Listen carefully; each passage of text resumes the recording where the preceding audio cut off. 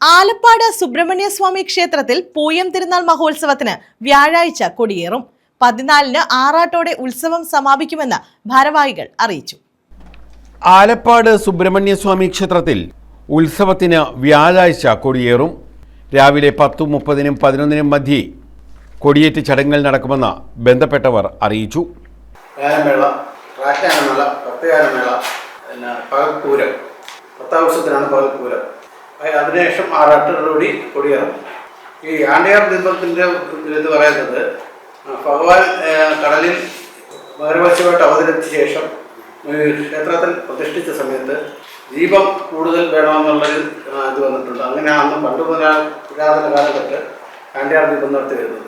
ആണ്ടിയാർ പടുക്ക എന്ന് പറയുന്നത് വർഷത്തിലൊന്ന്, അതായത് ഇടവമാസത്തിലെ കർത്തവം കഴിഞ്ഞുള്ള ഏകാദശിക്കാണ് ഈ ആണ്ടിയാർ പടുക്ക നടത്തുന്നത്. ഭഗവാനെ തൃപ്തിപ്പെടുത്താൻ വേണ്ടി 3-4 നിവേദ്യം, അതായത് ശർക്കര പായസം, 2 ധരളി, ഉണ്ണിയപ്പം, ഇത്രയും നിവേദ്യം ഭഗവാനെ സമർപ്പിച്ച് പൂജ നടത്തുകയാണ് ചെയ്യുന്നത്. അതായത് മത്സ്യത്തൊഴിലാളികളുടെ ഉന്നമനത്തിനും അവരുടെ അഭിവൃദ്ധിക്കും വേണ്ടിയിട്ടാണ് ഈ ചടങ്ങ് നടത്തുന്നത്.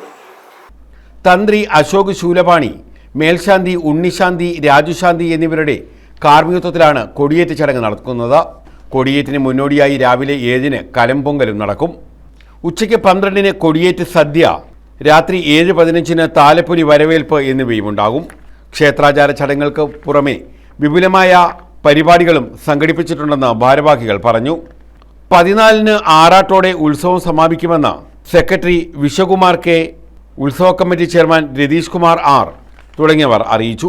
ശ്രീ സുബ്രഹ്മണ്യസ്വാമി ക്ഷേത്ര ഉത്സവം മീനത്തിലെ പൂയം മഹോത്സവമാണ് നടക്കുന്നത്. അപ്പോൾ ഈ പ്രാവശ്യം മാർച്ച് 19-ന് കൊടി കയറിയിട്ട് 28-ന് അവസാനിക്കുകയാണ്. അപ്പോൾ ഇതിൽ കലമ്പൊങ്കലോടുകൂടി തുടങ്ങി 10 മണി 11 മണിക്കുള്ള ഇടയ്ക്കുള്ള സമയത്താണ് ഈ കൊടിയേറ്റ്. അതിനുശേഷം കലമ്പൊങ്കൽ, ഈ പറഞ്ഞ ടൈമിൽ കൊടിയേറ്റ്, പിന്നെ അന്നക്കാവടി നിരക്കൽ, അന്നദാനം, സമൂഹ സദ്യ, പ്രഭാഷണം, പുഷ്പാഭിഷേകം, കർപ്പൂരാടി, കളമെഴുത്തും പാട്ടും, അങ്ങനെ വിവിധ ക്ഷേത്ര സംബന്ധമായ പരിപാടികളും പൂജകളും ഒക്കെ നടന്ന് മാർച്ച് 28-ാം തീയതി കൊടിയിറക്കമാണ്.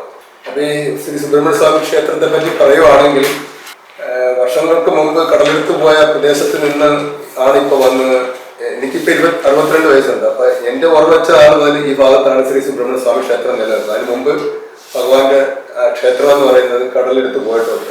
അപ്പോൾ സുബ്രഹ്മണ്യസ്വാമി ക്ഷേത്രത്തെ പറ്റി വീണ്ടും ഞാൻ ഓർമ്മിക്കുകയാണ് സ്വാമിയെ. News bureau, Karunagappally.